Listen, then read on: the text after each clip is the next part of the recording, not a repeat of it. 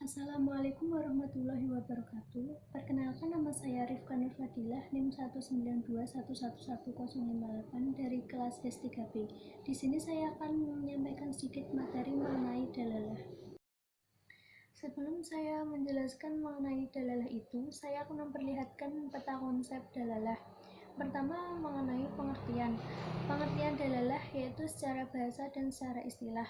Kedua, macam-macam dalalah. Terdapat dua macam dalalah, yaitu dalalah wadihah dan dalalah ghairu wadihah. Pertama, dalalah wadihah. Terdapat 4 tingkatan. Yang pertama, dhohir, kedua nas, ketiga mufassar, dan yang keempat muhkam. Kedua, dalalah ghairu wadihah. Terdapat 4 tingkatan juga. Yang pertama, khafi, kedua muskil, ketiga mujmal, dan yang keempat mutasyabih. Selanjutnya saya akan menjelaskan apa itu dalalah. Yang pertama, mengenai pengertian dalalah. Secara bahasa, dalalah berasal dari bahasa Arab, yaitu dalalah dalalatun, yang merupakan bentuk masdar dari dalla yadallu, yang berarti menunjukkan atau penunjukan. Secara istilah, dalalah adalah penunjukan suatu lafaz nas atau teks kepada pengertian yang mudah untuk dipahami, sehingga dengan pengertian tersebut dapat diketahui ketentuan yang dikandung oleh dalil nas atau teks tersebut. Yang kedua, mengenai macam-macam dalalah, yaitu yang pertama, dalalah lafziyah atau wadihah.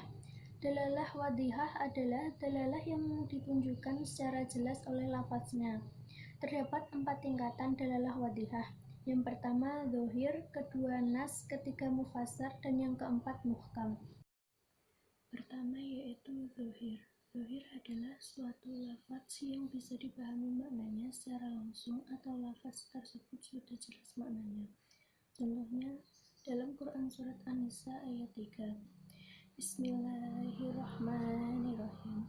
Wa in khiftum alla tuqsitu fil yatama fankihu ma taba lakum minan nisa'i mathna wa thulatha wa ruba' fa in khiftum alla ta'dilu fawahidatan aw ma malakat aymanukum dzalika adna alla ta'ulu, yang artinya, maka kawinilah wanita-wanita lain yang kamu senangi, 2, 3, atau 4.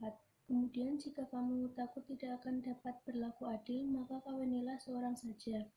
Ayat di atas secara zahir menunjukkan bahwa memperbolehkan menikah, tetapi makna ini bukan menjadi tujuan utamanya dari susunan ayat tersebut. Maksud asalnya sebenarnya adalah bermakna membatasi jumlah istri maksimal 4 atau hanya 1.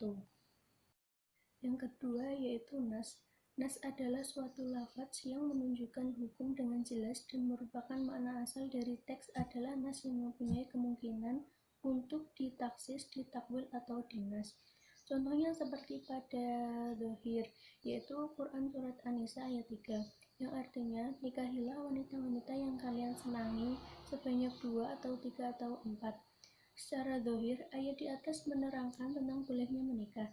Tetapi secara nas, lafaz di atas menerangkan tentang diperbolehkannya berpoligami, tetapi tidak boleh lebih dari 4, dan makna yang kedua adalah makna dimaksud dengan bukti firman Allah setelah lafaz itu.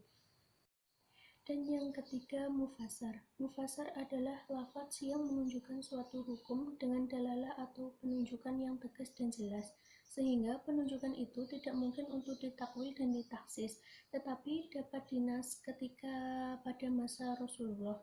Contohnya dalam surat At-Taubah ayat 36.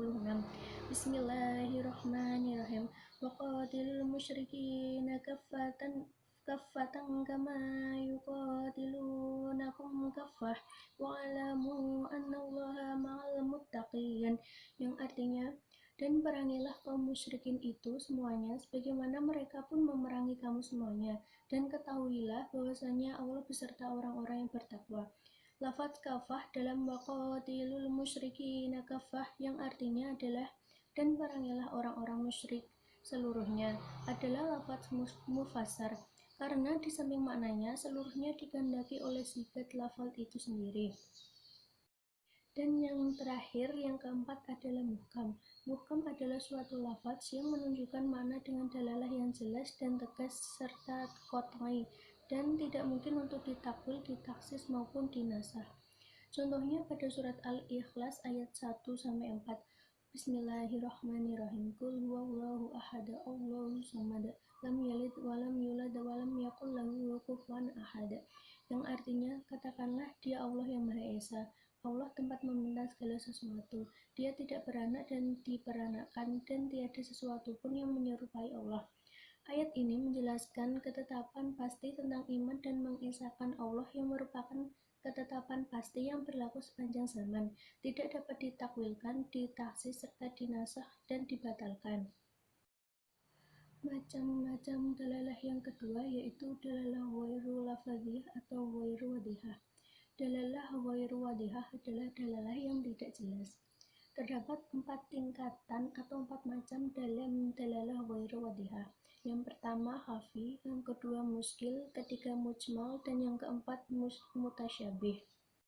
Yang pertama yaitu kafi. Kafi adalah suatu lafaz dari segi penunjukannya kepada makna jelas, namun ketidakjelasan muncul ketika makna tersebut kepada kasus tertentu, yaitu contohnya pada hadis Nabi yang berbunyi al-qatilu la yarith, yang artinya pembunuh itu tidak berhak menerima warisan dari yang dibunuhnya. Lafaz al-qatilu atau pembunuh dalam hadis di atas cukup jelas artinya dan tidak diragukan untuk menerapkan hukum terhalang dari hak warisan orang yang membunuh secara sengaja dan terencana. Akan tetapi, apakah lafaz al-qatilu atau pembunuh dan hukum halangan warisan itu dapat diberlakukan pula terhadap pembunuh tersalah atau disengaja, pembunuh bersebab, pembunuh bersama, atau dilakukan secara bersama oleh lebih dari 2 orang? Hal ini menjadi suatu objek ijtihad para ulama mujtahid. Yang kedua yaitu muskil. Muskil adalah lafaz yang penunjukannya maknanya terdapat ketidakjelasan, sehingga muncul beberapa perbedaan pendapat dalam memahami lafaz tersebut. Contohnya dalam surat Al-Baqarah ayat 223. Bismillahirrahmanirrahim. Nisa'ukum harsul lakum fa'atu harsakum anna syi'tum, yang artinya istri-istrimu adalah seperti tanah tempat kamu bercocok tanam, maka datangilah tanah tempat bercocok tanammu itu bagaimana saja kamu kehendaki. Pada kata anna ini menyebabkan ketidakjelasan tersebut, karena terdapat beberapa makna dari kata anna, yaitu bisa bermakna aina, dari mana pada Quran surat Al-Baqarah ayat 23, dan kaifa yang artinya bagaimana pada surat Al-Baqarah ayat 20, sehingga harus dipastikan mana maksud yang dipilih karena tentu berimplikasi pada istinbat hukum. Yang ketiga yaitu mujmal. Mujmal adalah lafaz yang mengandung makna secara global di mana maksud dan rinciannya tidak dapat diketahui jika hanya dengan lafaz itu sendiri. Kejelasan tersebut hanya dapat dijelaskan dari sunnah-sunnah yang diajarkan oleh Nabi Muhammad SAW. Contohnya, di antara mujmal adalah lafaz yang gharib atau asing yang ditafsirkan oleh nas sendiri dengan makna khusus, seperti lafaz Al-Qari'ah dalam firman Allah Surat Al-Qari'ah ayat 1-4. Bismillahirrahmanirrahim. Al-Qari'ah, mal-Qari'ah, wa ma adraka mal-Qari'ah. Yawma yakunun nasu kal farashil mabthus, yang artinya hari kiamat. Apakah hari kiamat itu? Tahukah kamu apakah hari kiamat itu? Pada hari itu manusia adalah seperti anai-anai yang bertebaran, dan gunung-gunung adalah seperti bulu yang dihambur-hamburkan. Dari uraian di atas dapat dikatakan bahwa suatu lafaz dapat menjadi mujmal karena maknanya mustarak, dipalingkan dari makna bahasa pada makna syarak, dan lafaz itu jarang dipergunakan. Yang terakhir, yang keempat, yaitu mutasyabih. Mutasyabih adalah lafaz yang tidak menunjukkan kejelasan maknanya dan tidak ada pula dalil yang menjelaskannya. Contohnya, Ibnu Hazm mengatakan bahwa tidak ada lafaz mutasyabih di dalam Al-Quran kecuali potongan huruf di awal-awal surat dan qasam atau sumpah Allah di dalam Al-Quran. Contohnya pada surat Asy-Syams ayat 1-4. Bismillahirrahmanirrahim. Wasyamsi wadduhaha wal qamari idza talaha wan nahari idza jalaha wal laili idza yaghshaha. Yang artinya, demi matahari dan cahayanya di pagi hari, dan bulan apabila mengiringnya, dan siang apabila menampakkannya, dan malam apabila menutupinya. Dan sebagian ulama mengatakan bahwa kedudukan lafal mutasyabih mencakup apa yang diutarakan oleh Ibnu Has dan mencakup ayat-ayat yang di dalamnya terdapat penyerupaan Allah dengan ciptaannya. Sekian yang dapat saya sampaikan. Jika ada salah-salah kata, saya mohon maaf. Wassalamualaikum warahmatullahi wabarakatuh.